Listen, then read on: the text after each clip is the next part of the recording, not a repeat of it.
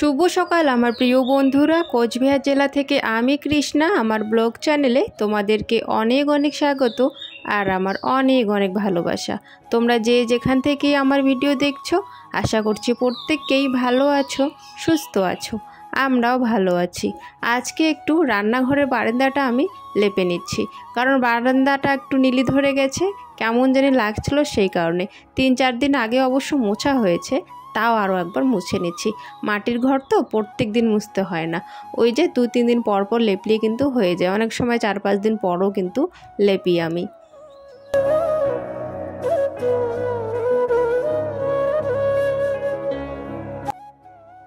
এখনও আমার কিন্তু অনেক কাজ বাকি, কিন্তু আমি বাসনটা আগে মেজে নিয়েছি, বাসন আগে মেজেছি আর ঝাড়াঝাড়ি দেওয়া শেষ।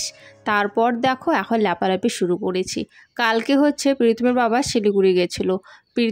শিলিগুড়ি গেছিলো আমার দিদির ছেলেকে নিয়ে, আমার যে মেজদি আছে মেজদির বড় ছেলেকে নিয়ে গিয়েছিল। তো ওখান থেকে ফিরতে ফিরতে রাত 9টা বাজে কালকে। তো 9টার দিকে কাল দুজনে মিলে এসেছিলো আর কি। তো এখন আমার বাড়িতে আর কি আছে, আমাদের বাড়িতে দিদির ছেলেও কিন্তু আছে। তো সেই কারণে আজকে সকাল সকাল একটু রান্না করব। এদের বাড়ি তো আমাদের কাছেই, তো ও আবার খাওয়া দাওয়া করে চলে যাবে, তো সেই কারণে আবার তাড়াতাড়ি করে রান্নাটাও বসিয়ে দেব। ও আবার খুব লজ্জা পায়, ক্যামেরার সামনে আসতে চায় না, তাও আমি চেষ্টা করব একটু তোমাদেরকে দেখানোর জন্য।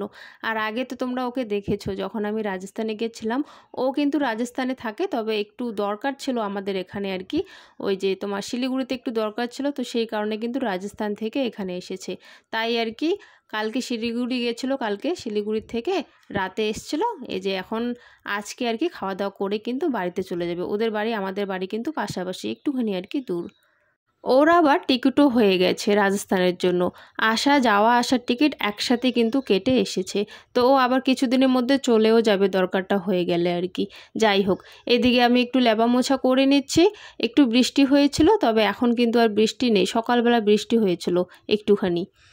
ভাগ্যেশ এখন আর বৃষ্টি হচ্ছে না, না হলে আবার কাজ করতে আমার আবারও দেরি হয়ে যেত।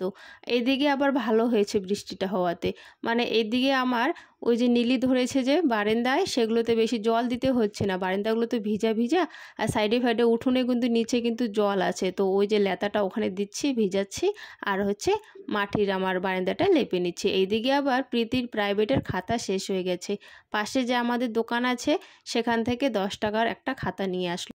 অনেক দিন ধরেই ভাবছি জানো তো, এই যে দিস্তা খাতাগুলো একসাথে নিয়ে আসবো অনেকগুলো, তারপরে সেলাই করে করে আর কি চালাবে। অনেকে দেখি ওরকম করে, তাতে নাকি আর কি ভালো আর কি অনেক দিন চলেও আর লাভও হয় একটু। তো অনেক দিন ধরে শুধু ভাবি, তবে একদিন আমি দোকানে খুঁজছিলাম, এখন নাকি ওই খোলা খোলা দিস্তা খাতাগুলো সহজে পাওয়া যায় না। একবার খুঁজছিলাম তো পাওয়া যায়নি, তখন থেকে আর খোঁজই নেই না।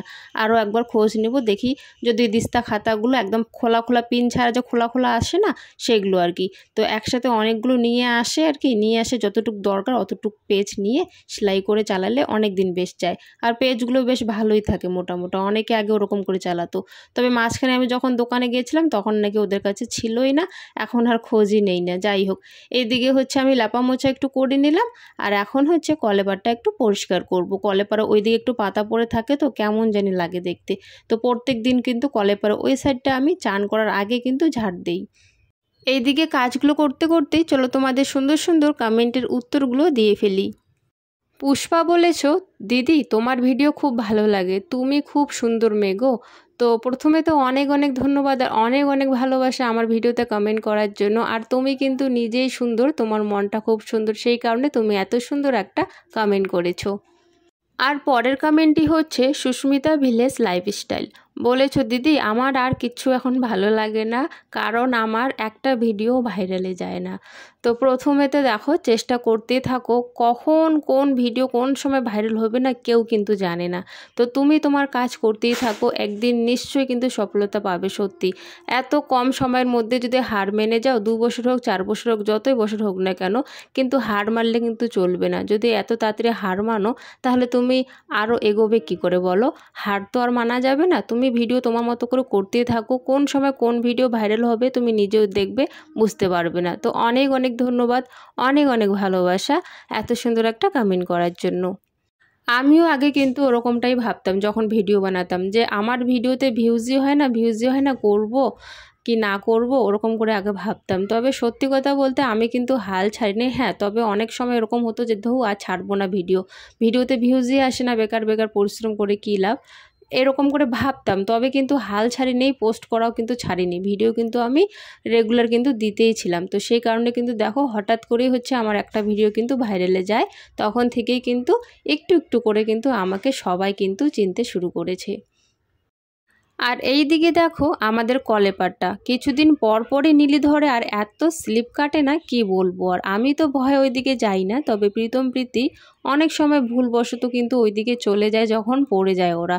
তো সেই কারণে আমি সব সময় ঝাড়ু দিয়ে তো ধুই, আবার অনেক সময় যখন বেশি নীলি ধরে তখন আবার হচ্ছে সেনি দিয়ে ভালো করে পরিষ্কার করি। ব্লিচিং পাউডারটা না আমার নেই আর কি বাড়িতে, সেই জন্য ওটা দেওয়াই হয় না।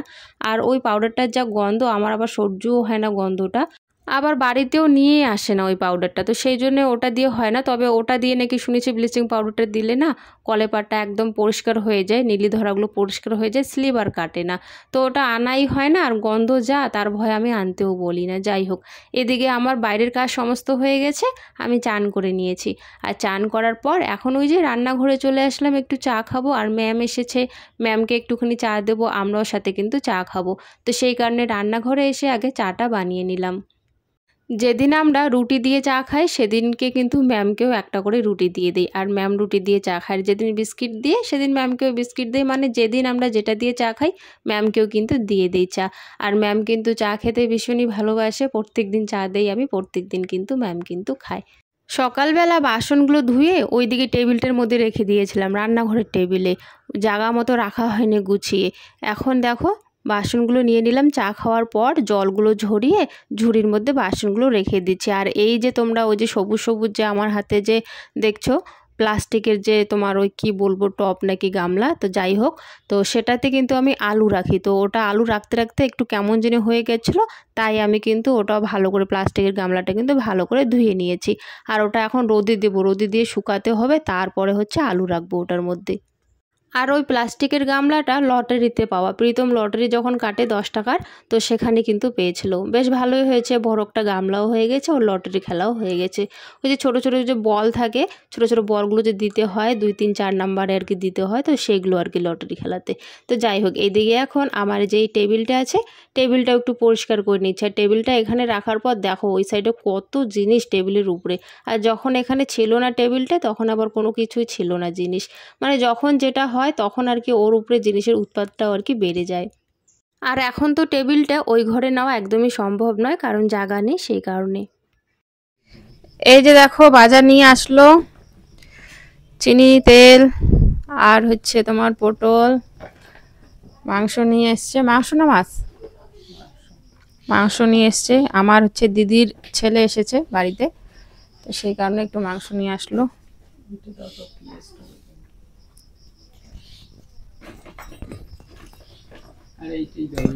কোনটা? এইটা তো ভিজা,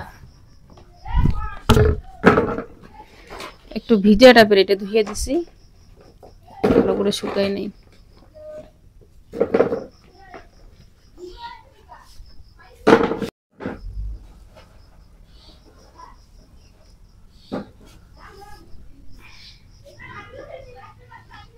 দেখি গিয়ে কি এসছে সরকার থেকে, আমাদেরকে প্রসাদ পাঠানো হয়েছে সবাইকে আর কি, রেশন কার্ড দেখিয়ে প্রসাদ দেওয়া হচ্ছে এবার প্রথম। কি গো কই গেল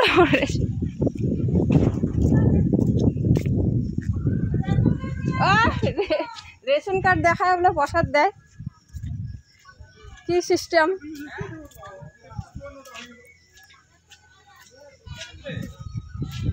রেশন কার্ড দেখায় কি সিস্টেম, প্রসাদ দেখি। বাহ, একটা না তো আমরা 5টা না, 5টা দিব না, আমাদের তো 5টা কার্ড, ওইটাই তো 5টা কার্ড আমাদের।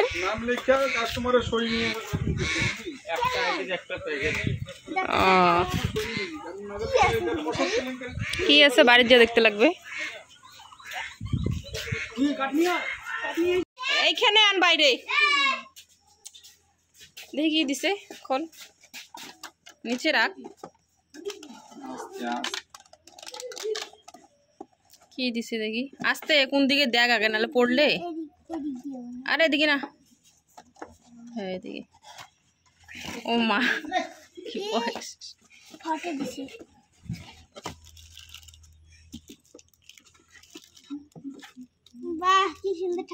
এইদিকে আমি শাকগুলো বাছিনি, শাকগুলো বাছার আগে দেখে আসলাম যে কি প্রসাদ কি ব্যাপার। মানে আগে তো এরকম কোনোবারও হয় না, এবারে কিন্তু প্রথম আর কি। তোমাদের ওই দিকে আর কি কার কার বাড়িতে আর কি গিয়েছিল প্রসাদ, অবশ্যই কিন্তু জানাবে। আমাদের এখানে এসেছে, আবার শুনেছি আলিপুরের ওইদিকেও, মানে অন্য জায়গায় অনেক জায়গায় আর কি এসেছে, আবার অনেক জায়গায় আসেও নেই। তো যাই হোক, জগন্নাথ ঠাকুরের আর কি প্রসাদ পুজো হয়েছিল, হয়ে গেছে। মাংস রান্না করেছি, লাল লাল করে একেবারে রান্না করেছি, একটু ঝোলটা বেশি, ডাল রান্না করিনি, মাংস আর হচ্ছে শাক, এই দিয়ে হচ্ছে দুপুরে।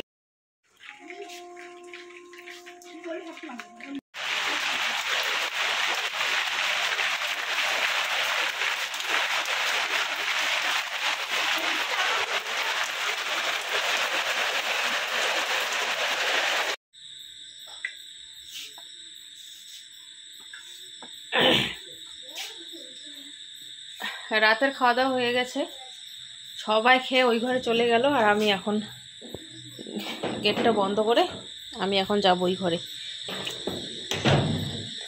রাত বাজে এখন 10টা, এখন খাওয়া দাওয়া আমাদের শেষ হলো। কিরে মশি টাঙাইস নাই? কইলাম যে মশিটা টাঙাইতে।